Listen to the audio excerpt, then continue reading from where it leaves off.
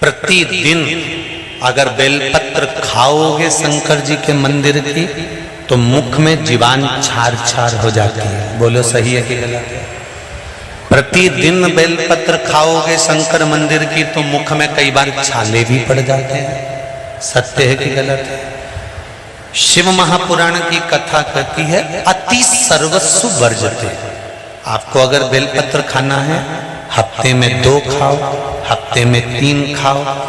मुंह में अगर छार छार हो रहा है, छाले पड़ रहे हैं तो बेलपत्र को, शिवजी की चढ़ी हुई बेलपत्र को सुखाकर चूरा बनाकर इतनी सी चुटकी भर खा लिए, पानी पी लिए। लीवर गड़बड़ हो गया है, डायलिसिस चल रहा है, किडनी गड़बड़ हो गई है, डॉक्टर बोल रहा है कि डायलिसिस करवाना पड़ेगा, तो बेलपत्री के पीछे की जो डांट होती है जिसको आप लोग तोड़ के फेंक देते हो, तो बेलपत्री के पीछे की जो डांट है ये ब्रह्मा विष्णु महेश। समझ में आ रहा है आप लोगों को?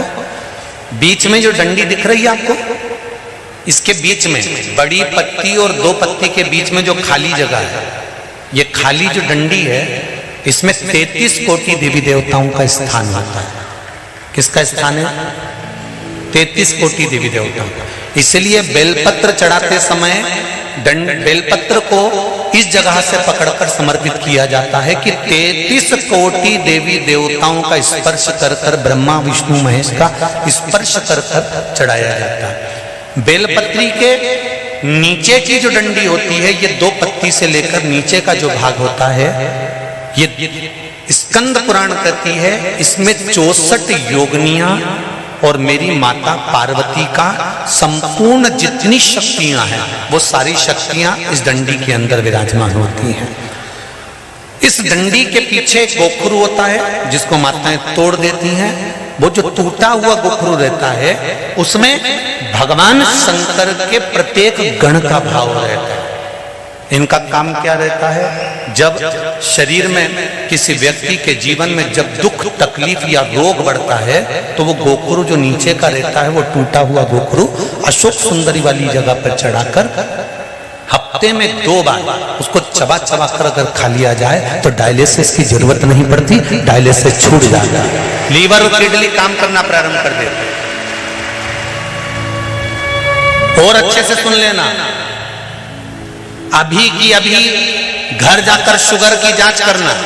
शुगर कितनी भी हाई जा रही होगी, बेलपत्री के नीचे का गोखरू टूटा हुआ अशोक सुंदरी पर चढ़ाकर खाकर 5 से 7 मिनट मुंह में रख लीजिए और उसके बाद शुगर की जांच कर लीजिए, शुगर लेवल में मिलना प्रारंभ हो जाएगा। बेलपत्री का जो सुख है वो जीवन का आनंद देता है।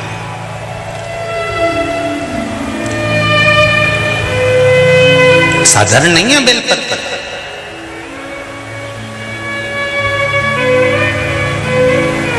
देवराज ब्राह्मण की माता के पुण्य, देवराज नाम के ब्राह्मण की माता का 1 लोटा जल चढ़ाया हुआ कहां काम आया?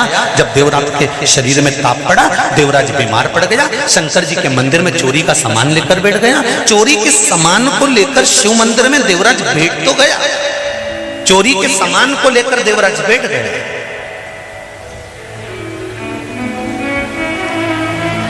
थोड़ी थोड़ी देर में हर हर महादेव कहा, देवराज को गुस्सा आया, मेरे शरीर में तपन हो रही है, मेरा सिर दर्द हो रहा है, मेरे शरीर में कष्ट हो रहा है और ये हर हर महादेव कहने में लगा हुआ है।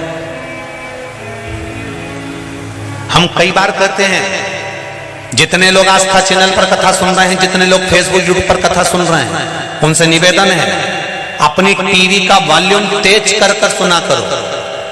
कहा गुरुजी उससे क्या होगा? हम कहते हैं घर का व्यक्ति अगर कथा नहीं भी सुन रहा है, उसकी श्रवण शक्ति में शिव महापुराण का एक शब्द भी चला गया ना तो उसकी जिंदगी में कभी ना कभी तो काम आ ही जाएगा, कभी ना कभी काम आ जाएगा।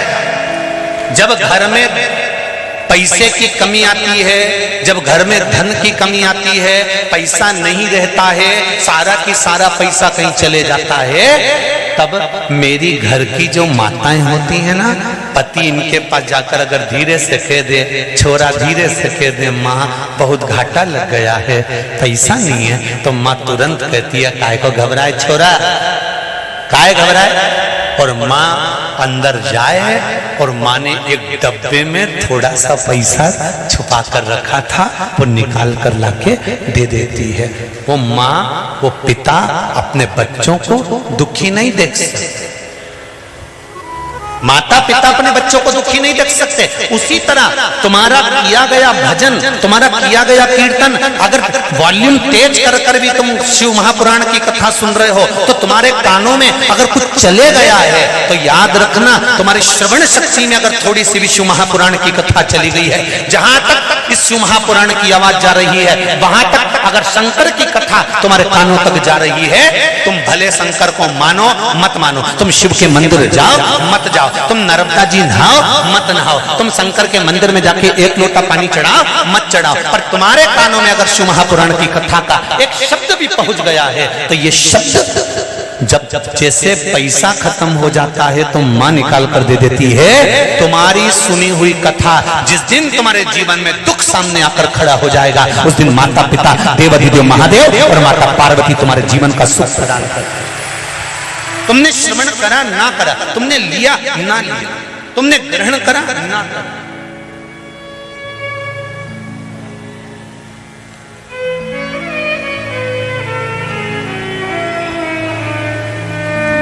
कई लोग कहते हैं महाराज जी इतने सारे लोग आते हैं, क्या सभी लोग आपकी कथा सुनते हैं? हमने कहा नहीं, चोटे भी आते हैं, इसमें कौन सी दिक्कत लगी? अब इतने सारे आप लोग बैठे हो, अब आपको भी नहीं मालूम है कितनी चोटी बैठी है और कितना चोटता बैठा, किसको मालूम? अरे बोलो तो री जीजिया, सही है कि गलत है? और जितने जीजा बैठे वो भी बोल दो, सही है कि गलत है? किसको मालूम कौन क्या करने आया? आप कथा लेने के लिए आए और वो आपकी चेन लेने के लिए आया, आप कथा लेने के लिए आए, वो आपका गले का मंगलसूत्र लेने के लिए आया, किसको मालूम? पर हमने अभी कथा में कहा था, चोरी करने वाला चुरा चुरा के मर जाएगा तो भी चोटा की चोटा ही रहेगा, और जिसके गली की चेन और मंगलसूत्र चले भी गया वो 4 दिन रो भी रहेगी, तो ये पक्का है 15 दिन बाद फिर उसके गले में चेन और मंगलसूत्र आ जाएगा, ये निश्चित है। पर वो चोटा तो, अरे बोलो तो जम के, वो चोटा तो चोटा ही रहेगा, वो जिंदगी भर चोर चोर के ही मरी जाए। इसीलिए निवेदन है, तेरा क्या होगा रे कालिया, संभाल कर्म ठीक, मत बुरे कर्म कर बंदे वरना पछताएगा, भगवान की आंखों से तू बच नहीं पाएगा, तू बच नहीं पाएगा। अरे ओ अज्ञानी मत करना, आप अपना कर्म करे जाओ, कभी ना कभी वो फल देने में पीछे नहीं हटेगा। माँ रखे हुए पैसे को निकालकर दुख की घड़ी में दे देती है। हमारी श्रवण करी हुई शिव महापुराण की कथा भले हमने सुनी ना सुनी, पर कानों में गई तो सरी, वो कहीं ना कहीं निकलकर सम्मुख आ ही जाती है।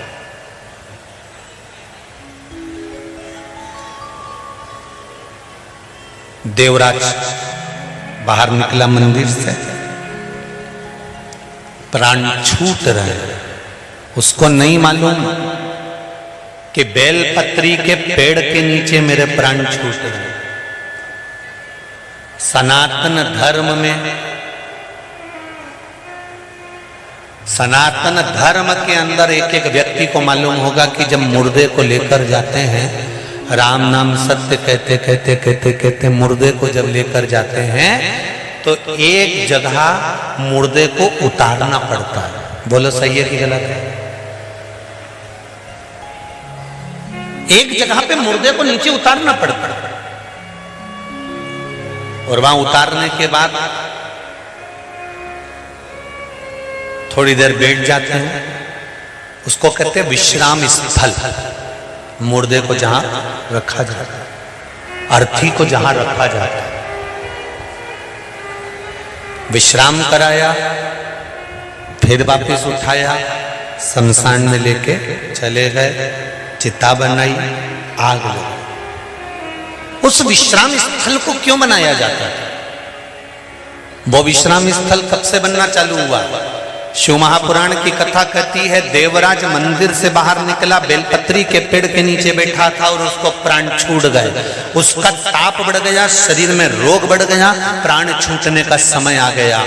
बेलपत्री के वृक्ष की छांव में देवराज के प्राण छूटे, इसलिए उसको यमराज बंदी बनाने के लिए नहीं आए, देवाधिदेव महादेव ने अपने गणों को भेजा, शंकर खुद उसको लेने। ये हमारे सनातन धर्म की नींव है, ये हमारे सनातन धर्म का एक भाव है कि मुर्दे को लेकर जाते हैं, अर्थी को लेकर जाते हैं, तो एक जगह उतारते कहां थे? जहां पर बेलपत्री के पेड़ की छांव होती थी, अर्थी को वहां पर रख दिया जाता था, थोड़ी देर बैठ जाते थे। क्यों?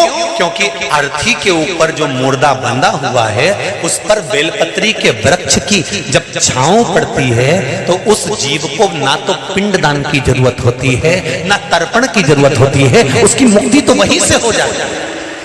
पिंड और तर्पण की जरूरत भी नहीं पड़ती, उसकी मुक्ति सहज हो जाती है। मात्र बेलपत्री के वृक्ष की छांव पड़ जाने पर उसकी मुक्ति सहज।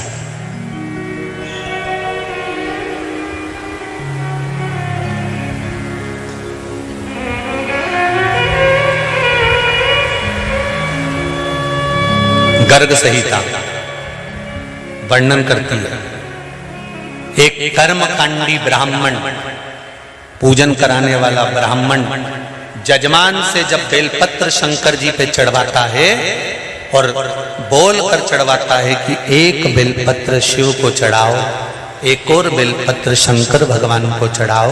ब्राह्मण जितनी बार मुंह से बोलता है कि बेलपत्र शिव को चढ़ाओ, जजमान जो शंकर भगवान पर बेलपत्र चढ़ाता है, उस बेलपत्र का आधा अंश तो ब्राह्मण के घर पर पहुंच जाता है शिव की कृपा से। मात्र बोल देने पर कि बेलपत्र चढ़ाइए, बेलपत्र समर्पित करिए, भगवान शंकर को बेलपत्र चढ़ाइए, भगवान शिव को बेलपत्र चढ़ाइए।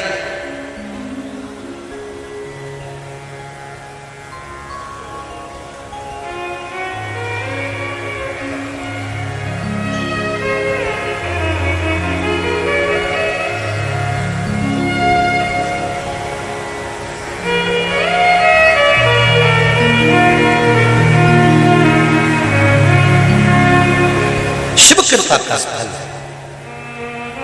एक काम आप भी करो, अभी सावन का महीना चल रहा है, शंकर जी के मंदिर में बहुत सारी बेलपत्र चढ़ रही होगी।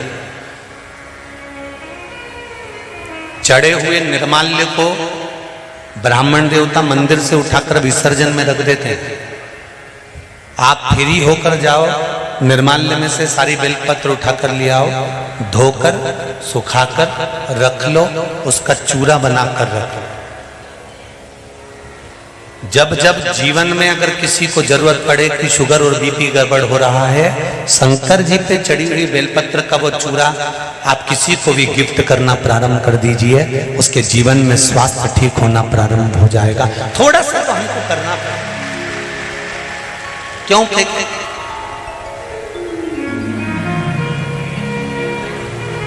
कल हमने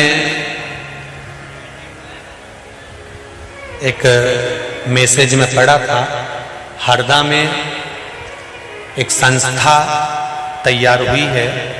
वो संस्था प्रत्येक शंकर जी के मंदिर में से निर्माल्य, उतरे हुए फूल पत्ती माला लेने के लिए जा रही है। केवल एक मिस कॉल करो और वो मंदिर पहुंच जाती है और निर्माल्य, चढ़ा हुआ बेलपत्र, फल फूल जो भी है वहां पर चढ़ा हुआ फूल आदि वो लेकर आ जाते हैं। फिर हमने फोन लगाया यहीं से जहां हम ठहरे, उनका मैसेज तो हमारे पास में, हम जब जीतू भैया के घर पर बैठे हुए थे पटवारी जी के यहाँ, तब आ गया था। फिर हम वहां से गए, फिर जहां हम रघुवंशी जी के यहाँ ठहरे हैं, वहां हमने उस पत्र को पढ़ा तो फिर हमने फोन करा उनको कि बहुत बहुत साधुवाद है, आप इतने सारे निर्माल्य का करोगे क्या? तो कहा गुरुजी इस निर्माल्य की हम खाद तैयार करेंगे। रिसर्च वालों ने रिसर्च करा है कि बेलपत्री के पत्तों की जो खाद तैयार होती है उस खाद से खेत में, गमले में, बगीचे में जब डाली जाती है वो खाद, तो अलग से कोई यूरिया या खाद डालने की जरूरत नहीं पड़ती। बेलपत्री की खाद 2 साल तक जमीन को उर्वरकता प्रदान करती रहती है। बेलपत्री की खाद में इतना बल है कि 2 साल तक ना तो कोई दवाई डालना पड़ती है, ना कोई खाद डालना पड़ती है, ना कोई यूरिया डालना पड़ता है। खेत में बेलपत्री की पत्ती की जो खाद तैयार करी जाती है वो खाद फल प्रदान कर देती है। 2 साल तक खेत खराब नहीं होता, ना उसमें दवाई की जरूरत पड़ती है, ना कोई कीट। जरा विचार करिए बेलपत्री में कितना बल है।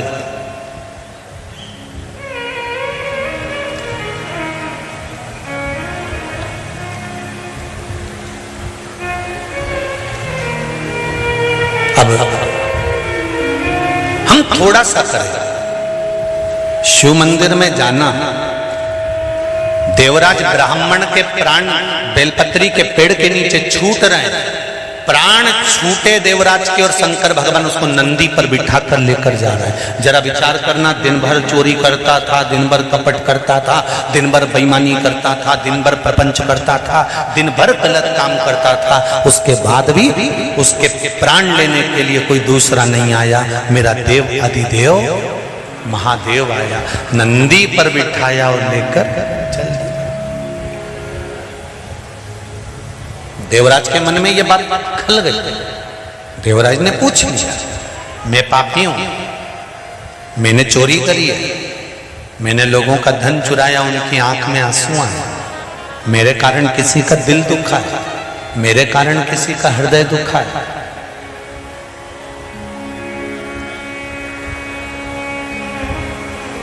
मेरे कारण किसी ना किसी को दुख हुआ है।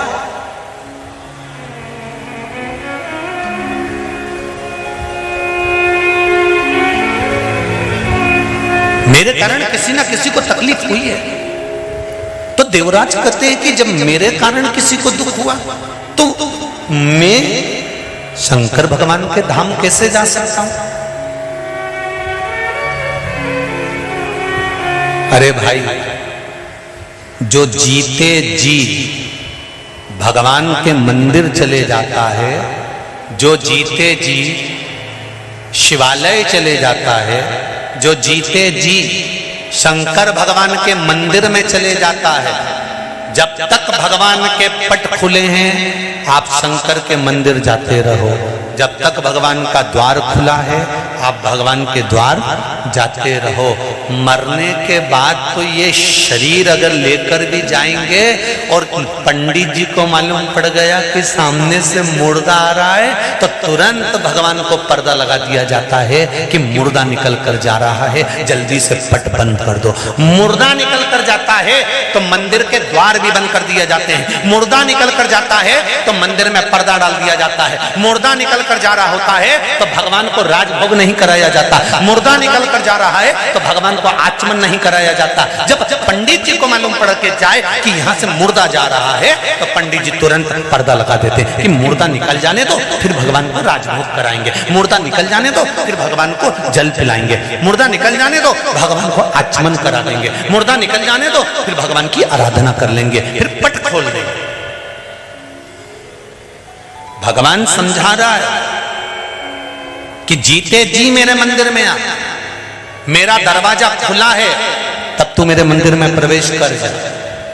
अगर पृथ्वी पर रहकर मेरा दरवाजा खुला हुआ है और तू मेरे मंदिर में नहीं आ सकता तो तेरे मरने के बाद जब तू बैकुंठ में जाएगा और दरवाजा बजाएगा, दरवाजा खोलो, मैंने पृथ्वी पे जाके खूब पुण्य करा, मैं पृथ्वी पर जन्म लिया था, मैं तो खुद इंदौर में ही रहता था। तो भगवान भी कहेगा इंदौर में रहता था तो कथा सुनने गया सावन का महीना में, नहीं गया। क्यों नहीं गया? पानी तेज एरिया था। अच्छा, तो भगवान ने कहा मैंने शरीर मिट्टी का बनाया था कि पानी की बूंद डाले और तू गलीज जाए? नहीं। तो फिर क्यों नहीं गया? भुट्टा का भजिया बना के खाई लिया।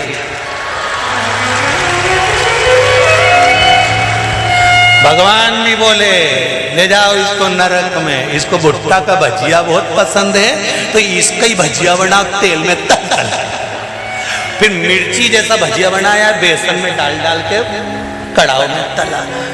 2 क्षण निकालकर भगवान की कथा में नहीं गया, 2 क्षण निकालकर भगवान के मंदिर नहीं गया। सारी दुनिया के लोग एक लोटा पानी चढ़ाने शंकर के मंदिर जाते रहे, ये दुकान पर बैठा बैठा हंसता रहा, इनको ढोंग समझता रहा, प्रपंच समझता रहा, इनको देख देख कर हंसता रहा। अरे ये तो सब पागल हो गए रे सियोर वाला के चक्कर में, वो तो पगला मिला और इनको भी पगली बना दिया। बता, इसके ऊपर हंसता रहा, इनको ढोंग समझता रहा, प्रपंच समझता रहा। जब देखो जब कमेंट्स पर कमेंट्स करता रहा, जब देखो जब आड़ा टेढ़ा बोलता रहा, तो शंकर भगवान भी बोले कि इसको भी ले जाके कहीं नरक में पटक दो। तो नंदी ने जाकर शंकर भगवान से कहा कि वो दुकान पे बैठकर कमेंट्स करता था, दुकान पर बैठकर अपशब्द बोलता था, जो भी जल चढ़ाने जाए उसको आड़ा टेढ़ा बोलता था, उसको नरक पटका जा रहा है। शंकर भगवान तुरंत बैकुंठ में जाते हैं, भगवान विष्णु से कहते हैं इसको नरक क्यों पटक रहे हो? तो कहा दुकान पे बैठकर आड़ी टेढ़ी बात बोलता था, कोई जल चढ़ाने जाए तो उसको गालियां दे, कोई जरा सा पूजन करे तो उसको अपशब्द बोले, तो इसको नरक क्यों पटक रहे हो? इसको नरक मत पटको, क्योंकि जब वो जल चढ़ाने जा रही थी उसके जल के लोटे पर इसकी दृष्टि पड़ गई थी तो इसकी तरफ से भी जल चढ़ गया था। इस पापी का भी उद्धार उसने कर दिया।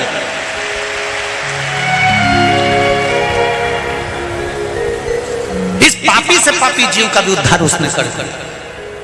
फिर कथा पर ध्यान देना, उज्जैन नगर के ऋण मुक्तेश्वर मंदिर के दरवाजे पर लिखा हुआ है, दीवार पर लिखा हुआ है,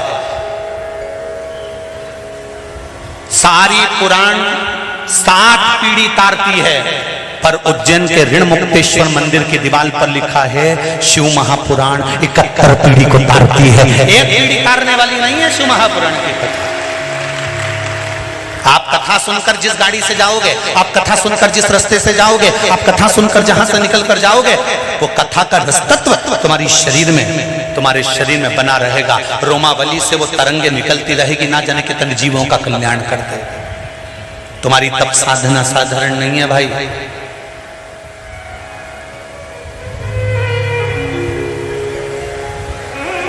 साधारण नहीं है।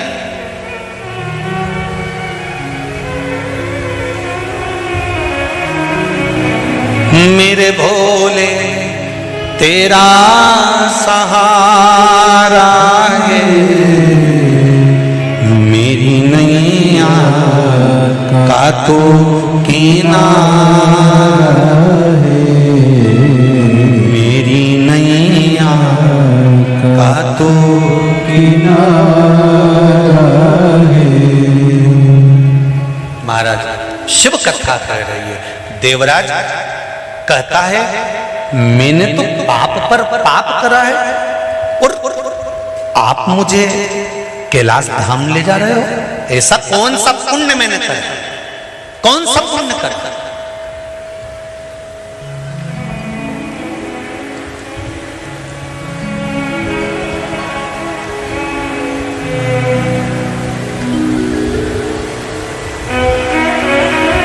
लक्ष्य सेवा संस्था खेड़ापति सरकार समिति कथा को करवा रही है, तो हमने तो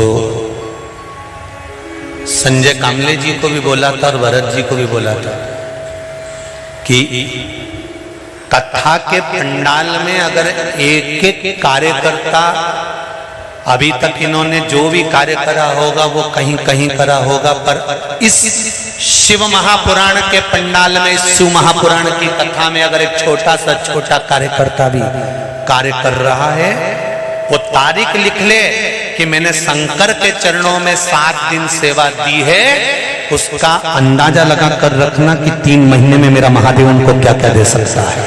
ये लिख कर रखना।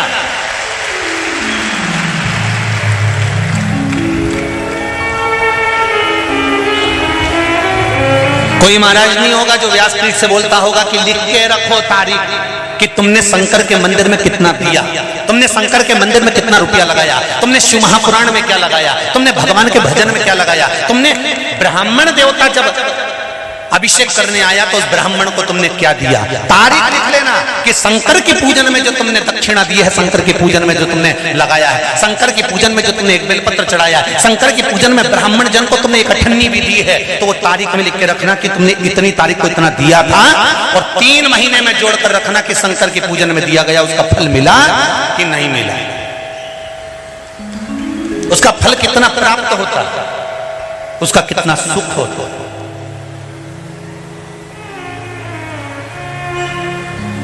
पिछली बार सावन की शिवरात्रि पर अभिषेक करवाया था, जिन जिन के यहाँ कराया था वो आज भी जानते हैं कि बाबा ने 1 वर्ष में हमको कहाँ थे और कहाँ लाकर बिठा दिया। ये शिव की कृपा है। जिसने अभिषेक करा था वो अपने दिल पर हाथ रखकर बोले कि बाबा ने कहाँ से कहाँ लाकर बिठा दिया। इतना महंगाई का समय आया फिर भी बाबा ने डिगने नहीं दिया, महंगाई अपनी जगह बढ़ती रही और व्यापार बाबा अपने आप बढ़ाता चले गया, उसमें कमी नहीं आने दी। और अभी फिर सावन के महीने का 26 तारीख को शिवरात्रि है सावन की, और ये ब्राह्मण जन सब यहाँ बैठकर ऑनलाइन, कई उज्जैन के भी ब्राह्मण आ रहे हैं, नागदा के भी आ रहे हैं, भोपाल के भी आ रहे हैं, सब ब्राह्मण यहाँ बैठकर ऑनलाइन आपको शिवरात्रि के दिन शाम को आस्था चैनल पर 7 बजे से 8 बजे तक पूरा विश्व भगवान शंकर का पार्थिव शिवलिंग का निर्माण करेगा और उसकी पूजन करेगा। जब इतने लोग एक साथ मिलकर प्रार्थना करेंगे तो मेरा विश्वास है कि सनातन धर्म फिर जागेगा और मेरे देश का कल्याण। धर्म की अधर्म का, प्राणियों में और विश्व का कब होगा? जब आप शंकर की आराधना करोगे, क्योंकि ब्रह्मा ब्रह्मलोक में रहते हैं, भगवान विष्णु वैकुंठ लोक में रहते हैं, पर मेरा देव अधिदेव महादेव, मेरा कंकर और शंकर इसी पृथ्वी पर रहता है। भगवान विष्णु भी जब उलझते हैं तो शिव के पास आकर कहते हैं, भगवान नारायण की तो शादी नहीं हो रही थी दादा, भगवान विष्णु का विवाह नहीं हो रहा था। क्यों नहीं हो रहा था? क्योंकि इनको श्राप लगा था, इनको श्राप लगा था भगवान विष्णु को। क्या श्राप लगा था? कि नारायण दधीची ऋषि की धर्म पत्नी सुवार्च ने श्राप दिया था, भगवान विष्णु मैं गर्भ से हूं और मेरे पति को तुमने मार दिया, मैं तुम्हें श्राप देती हूं कि तुम्हारे घर में कभी वंश नहीं बढ़ेगा, संतान नहीं होगी। तो कोई कन्या भगवान विष्णु से विवाह कैसे करे? क्योंकि संतान ही नहीं होगी, वंश ही नहीं बढ़ेगा। क्या करा जाए? विष्णु पुराण में लिखा है, क्या करा जाए?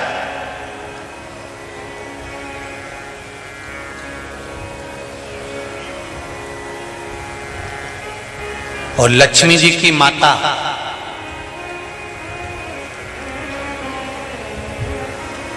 लक्ष्मी जी को भगवान शंकर से ब्याहना चाहती थी, पर लक्ष्मी जी शंकर भगवान से विनती कर दी कि मैं भगवान नारायण को स्नेह करती हूं। शिव जी ने माता लक्ष्मी की मां ख्याति देवी को कहा,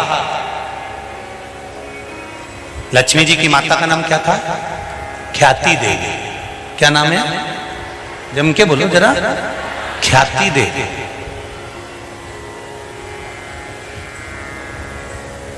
ख्याति देवी। ख्याति देवी से कहा कि ख्याति आप लक्ष्मी जी का विवाह भगवान विष्णु के साथ कर दो। शिव जी का कहना माना, विवाह भगवान विष्णु के साथ में कर दिया। भगवान विष्णु और लक्ष्मी का विवाह हो गया। एक बार भगवान विष्णु ने लक्ष्मी को शब्द कह दिया कि तुम पूर्ण लक्ष्मी नहीं, लक्ष्मी तू अपूर्ण है। लक्ष्मी कहती है मैं और अपूर्ण, हाँ तो पूर्ण नहीं है। लक्ष्मी जी की आंख में जल भर गया तो लक्ष्मी सरस्वती जी के पास में गई। सरस्वती जी से कहा, सरस्वती पूछ रही लक्ष्मी तू रोती क्यों है? मेरे पति ने आज मुझको अपूर्ण कहा, मैं अपूर्ण हूं। सरस्वती जी कहती है इतनी सी बात के लिए रो रही है कि तू अपूर्ण है, चल मेरे साथ। सरस्वती जी लक्ष्मी जी को पार्वती के पास ले गई। पार्वती जी ने पूछा लक्ष्मी क्यों रो रही हो? कहा मेरे पति ने मुझे अपूर्ण कहा। इतनी सी बात के लिए रो रही हो? ले मैं तुझको पूर्ण कर देती हूं। पार्वती जी की गोद में गणेश जी बैठे हुए थे। पार्वती जी ने गणेश जी को उठाया और तुरंत लक्ष्मी जी की गोद में रख दिया। नारी जब तक अपूर्ण है, जब तक उसकी गोद में लाल नहीं है, आज से पार्वती जी कहती हैं मेरा गणेश तेरी गोद में चले गया तो पूर्ण हो। ले सनातन हिंदू धर्म के अंतर्गत, सनातन धर्म के अंतर्गत दीपावली पर लक्ष्मी और नारायण की पूजन नहीं होती। दीपावली पर सरस्वती, गणेश और लक्ष्मी की पूजन होती है। आपके घर के बच्चे आपसे प्रश्न करेंगे माँ जब लक्ष्मी जी भगवान विष्णु के साथ में रहती है तो दिवाली पर गणेश लक्ष्मी की पूजन क्यों होती है, सरस्वती की पूजन क्यों होती है? तो हमें अपने बच्चों को बताना पड़ेगा कि लक्ष्मी जी अपूर्ण थी, सरस्वती मैया उनको पार्वती के पास लेकर गई, इसलिए सरस्वती की पूजा दिवाली पर होती है। गणेश जी लक्ष्मी की गोदी में बैठे थे, इसलिए लक्ष्मी और गणेश की पूजन होती है। संसार का प्रत्येक व्यक्ति पूर्ण लक्ष्मी चाहता है, इसलिए दिवाली पर गणेश और लक्ष्मी की पूजन करना पड़ती है, जिससे हमारे घर में पूर्ण लक्ष्मी भरी जाए। अपूर्ण लक्ष्मी नहीं, पूर्ण लक्ष्मी। हम मंदिर जा रहे हों, हम देवालय जा रहे हों, हम नर्मदा जी के घाट जा रहे हों, हम प्रयागराज जा रहे हों, हम भगवान के मंदिर पहुंच रहे हों, उसके बाद भी हमारे भीतर इतना विश्वास जागृत नहीं हुआ। मैंने तेरे ही भरोसे ओ बाबा तेरे ही भरोसे हवा बिच उड़ती जाऊंगी बाबा डोर तो छठनी नामे कटी भोले मैं तेरी ओ शंभू मैं तेरी हवा बिच उड़ती जावांगी बाबा डोर तो छठी नामी कटी जावांगी। हमारा विश्वास, हमारी दृढ़ता, हमारा भरोसा प्रबल होना चाहिए।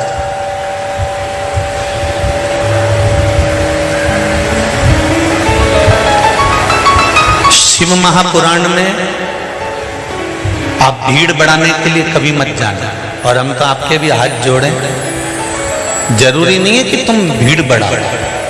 शिव महापुराण की कथा में जितनी देर तुम बैठो उतनी देर तुम ये विश्वास मानकर बैठना कि मैं बैठी हूं बाबा के चरणों में, तो ये मेरा विश्वास है कि शंकर भी मेरे कार्य सिद्ध करने के लिए मेरे घर तक पहुंचे।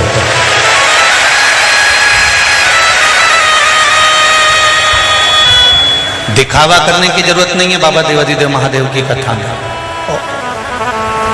बहुत सरल भाषा में आओ। वैसे भी बारिश चल रही है, अच्छी अच्छी साड़ियां सब घर में रहने दो, जो पानी में बेकार हो भी जाएगी, बस ऐसी ही पहन के आ जाना, ठीक है? क्यों? शंकर भगवान कहते हैं मेरे पास में दिखावे की जरूरत नहीं है।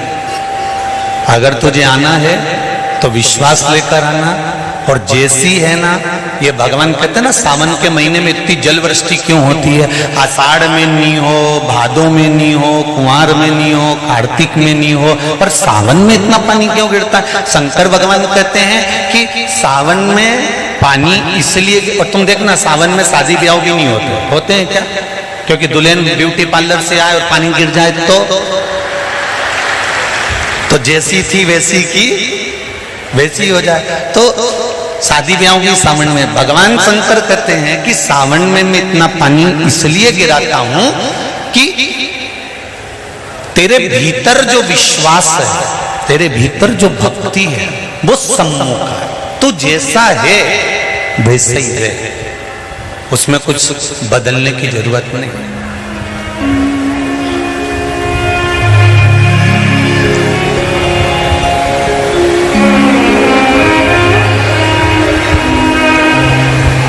हम बहुत सारा चंदन लगा लें, माला माला पहन लें और शंकर जी के बहुत बड़े भगत बन के बैठ जाएं, तो भगवान शंकर कहते हैं ऐसे भगत बनने से कुछ नहीं होगा।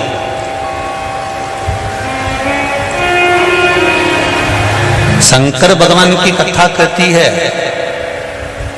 तू तेरे घर से निकल कर आ, विश्वास लेकर चल, एक लोटा जल तेरे घर से जब तू लेकर चले तो ये विश्वास लेकर चलना कि मेरे घर की पूरी टेंशन, पूरी चिंता, पूरी समस्या, पूरा दुख मैं बाबा को समर्पित करने के लिए जा रही हूं, उसका है तो उसको देने के लिए जा रही हूं।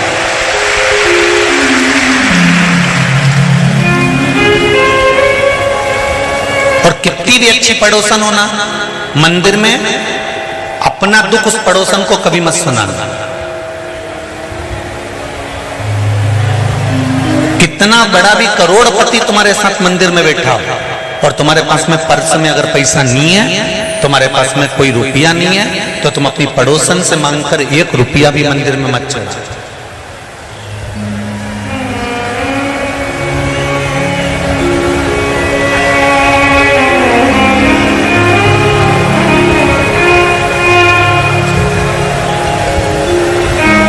भगवान के दरवाजे पर जाओ और पड़ोसन से 10 रुपए मांगकर आरती में चढ़ाओ या भगवान की गुल्लक में चढ़ाओ या भगवान के चरणों में चढ़ाओ, तो भगवान को बुरा लगता है। बोलो सही है कि गलत है?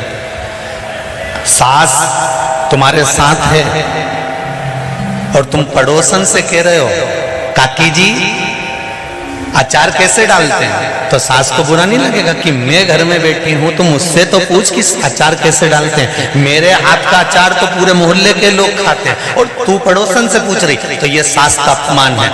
भगवान के मंदिर में बैठकर अगर पड़ोसन से मांग कर हम भगवान को 1 रुपए भी देते हैं तो इसमें भगवान का अपमान होता है। हमें क्या करना चाहिए? पड़ोसन से मांगने की जगह भोलेनाथ जी से कहना चाहिए कि तू मेरी झोली इतनी भरना कि मैं दोनों हाथों से तेरे मंदिर में देकर चल, मुझे मांगने की जरूरत नहीं पड़े, मुझे किसी के आगे झोली फैलाने की जरूरत नहीं पड़े। तेरा ही दिया मैंने खाया पिया, तेरा शुक्रिया,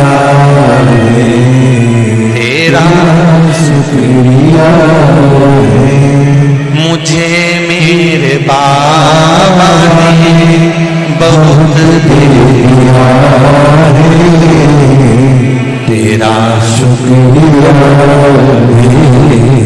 तेरा शुक्रिया है। जब खेड़ापति सरकार समिति और लक्ष्य संस्था दोनों सीहोर आई कथा लेने के लिए, तो हमने पूछा कथा कौन करवा रहा है, तो कहा खेड़ापति सरकार और लक्ष्य संस्था करा रही है। हमने कहा जब खेड़ापति सरकार और लक्ष्य संस्था करा रही है तो ये निश्चित है कि खेड़ापति सरकार ही कथा कराने वाले हैं और लक्ष्य संस्था ही कथा कराने वाले हैं। कल जब हम आए इंदौर में तो जीतू पटवारी जी के पिताजी श्री रमेश चंद्र जी पटवारी जी के घर पहुंचे हम जीतू पटवारी जी का घर नहीं बोलेंगे, हम श्री रमेश चंद्र जी पटवारी जी का घर बोलेंगे कि माँ बाप जब तक बैठे हैं सब कुछ उनका है। तो हम पहुंचे तो हमने कहा कि बड़ी कृपा हुई है जो बाबा ने कथा कराई है। तो श्री रमेश जी कहते हैं पटवारी साहब के गुरुजी, ये तो महाकाल राजा की और खेड़पति सरकार की करुणा 70 वर्षीय है जो इस क्षेत्र में कथा का आयोजन हो रहा है। ये कथा किसी एक की नहीं है, ये कथा किसी एक व्यक्ति की नहीं है, ये कथा आप सबकी है और आपके विश्वास की है। इसलिए श्रावण के महीने में शंकर भगवान खुद इस महापुराण को लेकर यहाँ पर किसी एक के बस का नहीं है।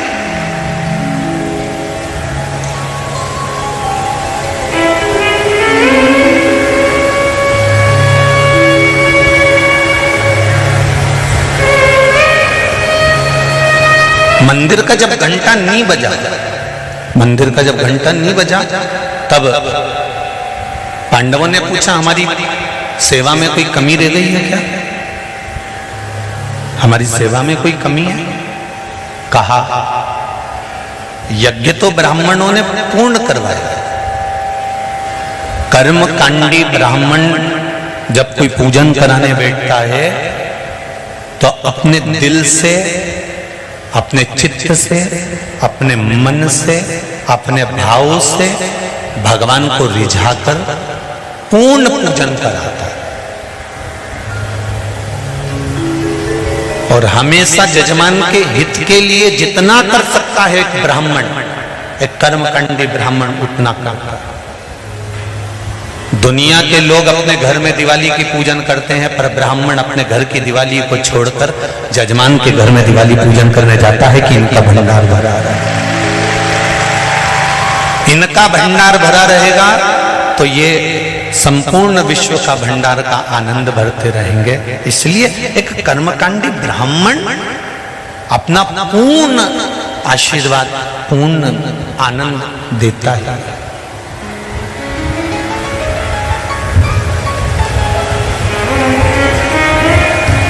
महाराज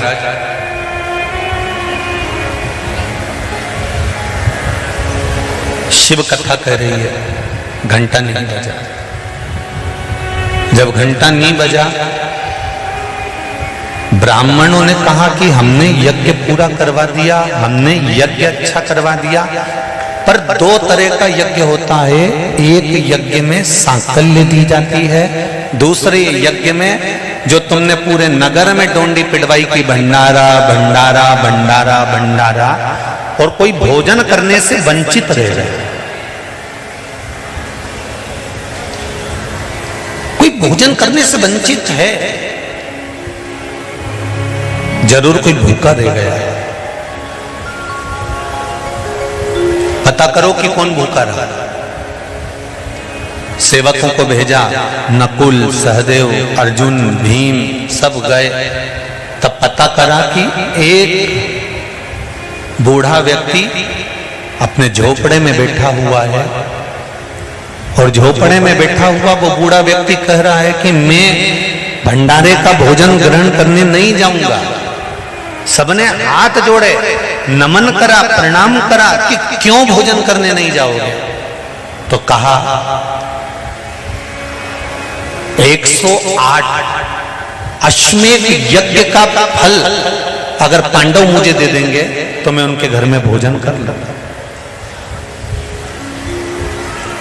अब 108 अश्वमेध यज्ञ का फल जब दिया जाता है जब 108 से ज्यादा यज्ञ आपने करे होते। 10 एकादशी आपने किसी बूढ़े व्यक्ति को दे दी, 5 एकादशी आपने किसी व्यक्ति को दे दी, 3 एकादशी का फल आपने किसी को दे दिया, तो एकादशी का फल आप कब दोगे? जब आपने 15 एकादशी कर रखी होगी, 50 एकादशी कर रखी होगी, 20 एकादशी कर रखी होगी, तब तो कोई फल आप दोगे। आपके पास में अगर 10 रुपए हैं तो आप किसी को 2 रुपए दे पाओगे। अब पांडवों ने तो इतने यज्ञ कभी करे ही नहीं थे, तो वो 108 अश्वमेध यज्ञ का फल कैसे दे देते? द्रौपदी के पास में युधिष्ठिर बैठे हुए थे और पांडवों ने आकर कह दिया कि 108 अश्वमेध यज्ञ का फल चाहिए।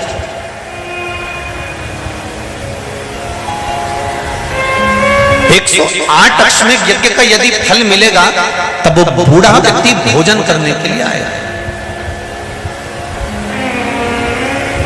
कहा, द्रौपदी बोली हमने तो इतने यज्ञ नहीं करे, पर चलो मैं उस संत को मनाने के लिए चलती हूं। द्रौपदी के लिए पादुका लाई गई, द्रौपदी ने पादुका नहीं पहनी। द्रौपदी के लिए रथ लाया गया, द्रौपदी ने रथ पर नहीं बैठी। पैदल द्रौपदी उस संत के दरवाजे पर पहुंची और बाबा से कहा, बाबा आप हमारे यहाँ चलकर भोजन करिए। बाबा कहते हैं 108 अश्वमेध यज्ञ का पुण्य दो, तब मैं तुम्हारे घर में भोजन करूंगा। द्रौपदी कहती है मैं 108 अश्वमेध यज्ञ का पुण्य देती हूँ। बाबा ने कहा, द्रौपदी तेरे पतियों ने तो इतने यज्ञ नहीं करे, तूने इतने यज्ञ कब कर लिए?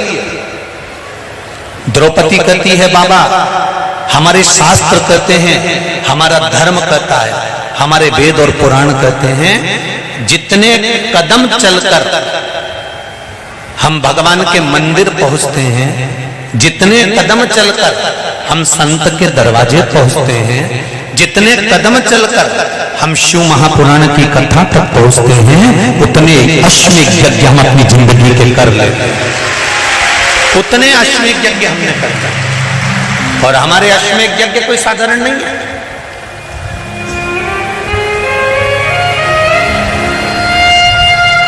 आपके दरवाजे पर आते आते हम क्या आते, हमारे इतने अश्वमेध यज्ञ हो गए, उसमें से हम आपको 108 दे देते। संत ने पुण्य लिया और संत चल दिए भोजन करने के लिए, और मंदिर का घंटा बज गया। मेरी माताओं, मेरी जीजियों, मेरे भाई, एक बात का स्मरण रहे, हम प्रतिदिन जब 1 लोटा जल लेकर शंकर जी के मंदिर में जाते हैं ना चढ़ाने के लिए, तो हम भगवान शंकर के दरवाजे जाते जाते ना जाने कितने अश्वमेध यज्ञ का पुण्य अपने हाथ में लेकर इकट्ठा कर लेते हैं। ना जाने कितना पुण्य, ना जाने कितना आनंद हम वो अश्वमेध यज्ञ का इकट्ठा करते हैं। इसलिए कहते हैं सारी समस्या का हल, जरा जम के बोलो, 1 लोटा। पर सावन के महीने में 1 लोटा नहीं, कितने? 2 लोटा। दोनों हाथ से डलना चाहिए और बाबा से अपने दिल की बात कहना चाहिए। बाबा से दिल का भाव, मैंने तेरे ही भरोसे, ओ बाबा तेरे ही भरोसे, हवा बिच उड़ती जावांगी, बाबा डोर हटो छड़ी नाम कटी जावांगी। बाबा मैंने तेरे भरोसे पर ये सब कर्म किया। इसलिए कहते हैं जब तक जिंदगी है, जब तक जीवन है, जब तक मनुष्य का शरीर है, भगवान के दरवाजे पर जाते रहो। जीते जी भगवान के द्वार जाओ।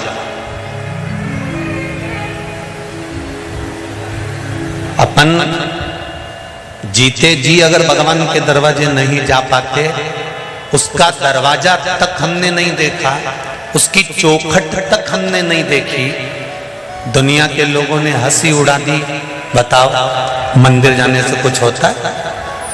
लोटा भर के पानी चढ़ाने से कुछ होता नहीं होता। तो ये पत्र हम क्या करते, ये देखो एक पत्र आया, ध्यान दो।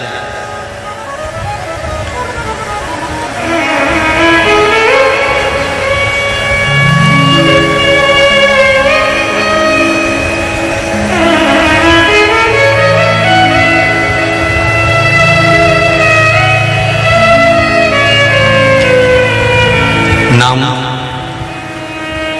रश्मि वैष्णव। कहीं बैठी हो तो हाथ हिलाइएगा, जहां बैठी हो दोनों हाथ हिलाइएगा। रश्मि जी वैष्णव।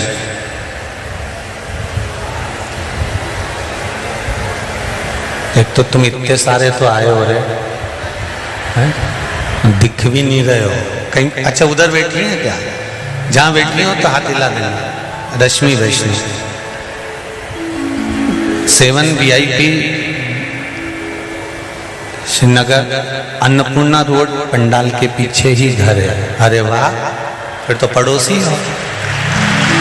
भोलेनाथ जी का गुरु जी शिव महिमा का मैं क्या बखान करूं गुरुदेव।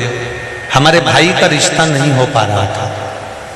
जहां से भी बात आती थी मना हो जाता, लोग कान भर देते थे।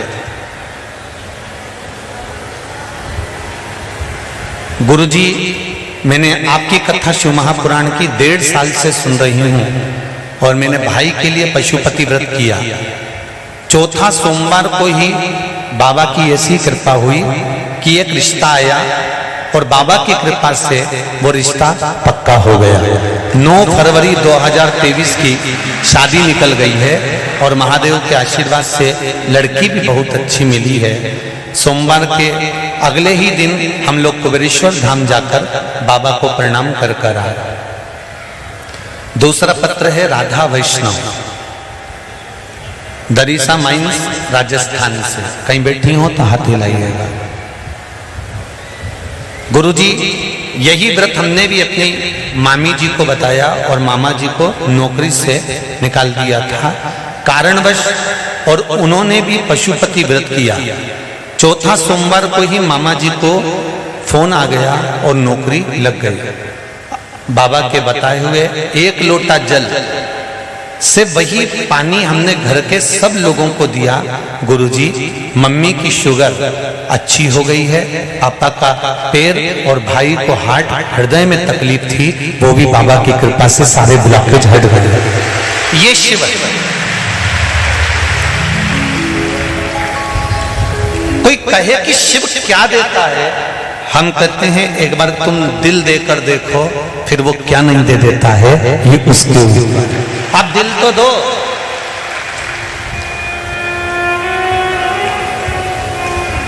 दिल तो दूसरी जगह लगा के बैठे।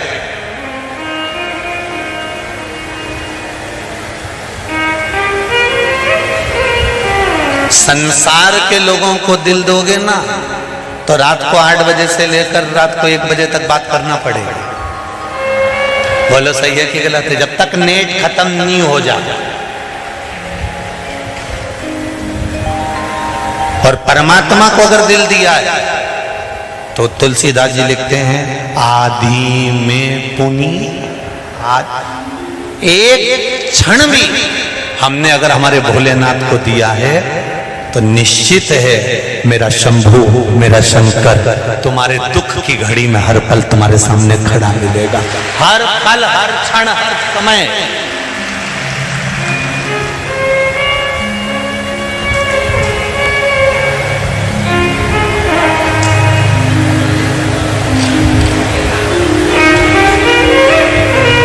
छोड़ेगा नहीं।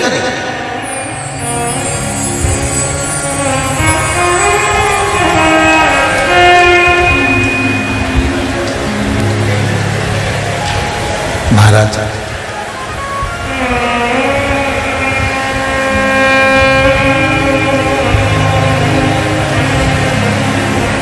भक्ति और मुक्ति सहज होना चाहिए। धीमा बजाओ भोलानाथ डमरू, धीमा बजाओ, धीमा बजाओ भोलानाथ डमरू, धीमा बजाओ, धीमा बजाओ भोलानाथ डमरू, धीमा बजाओ, धीमा बजाओ भोलानाथ डमरू, धीमा बजाओ, धीमा बजाओ भोला, धीमा बजाओ, धीमा बजाओ भोला, धीमा बजाओ, धीमा बजाओ भोला, धीमा बजाओ, धीमा बजाओ भोला, धीमा बजाओ, अरे धीमा बजाओ भोला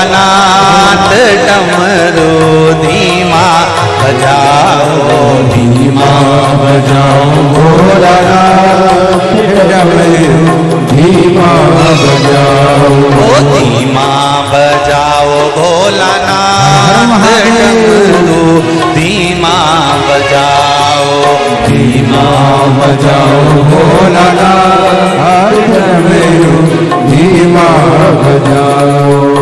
भाव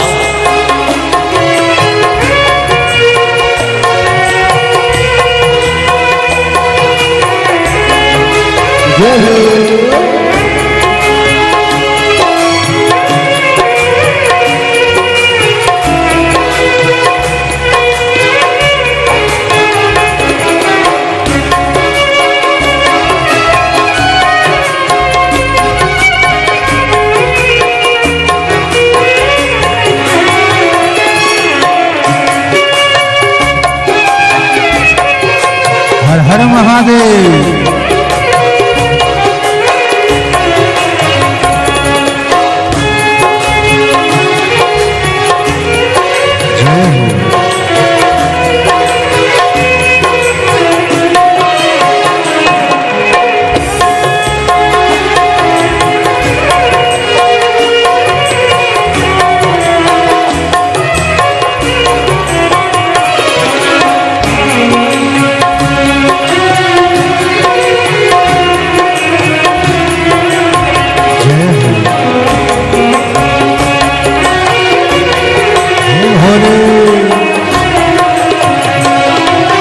डमरू की धुन सुन के विष्णु जी आए, डमरू की धुन सुन के विष्णु जी आए, डमरू की धुन सुन के विष्णु जी आए, डमरू की धुन सुन के विष्णु जी आए, विष्णु जी आए संग लक्ष्मी को लाए, विष्णु जी आए संग लक्ष्मी को लाए, विष्णु जी आए संग लक्ष्मी को लाए, विष्णु जी आए संग लक्ष्मी को लाए। अरे धीमा बजाओ भोलानाथ डमरू, धीमा बजाओ, धीमा बजाओ भोलानाथ डमरू, धीमा बजाओ।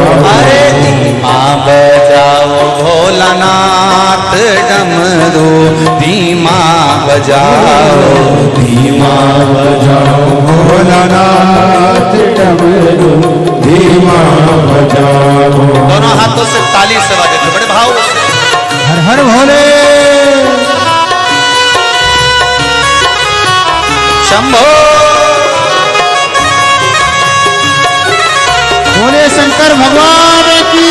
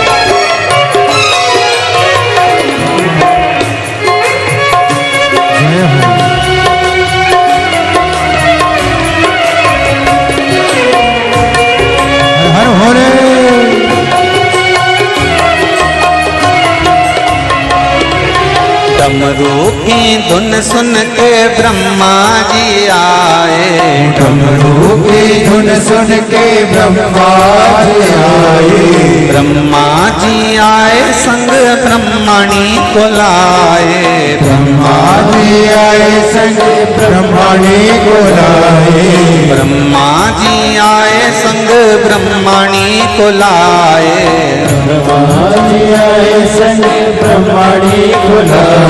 अरे धीमा बजाओ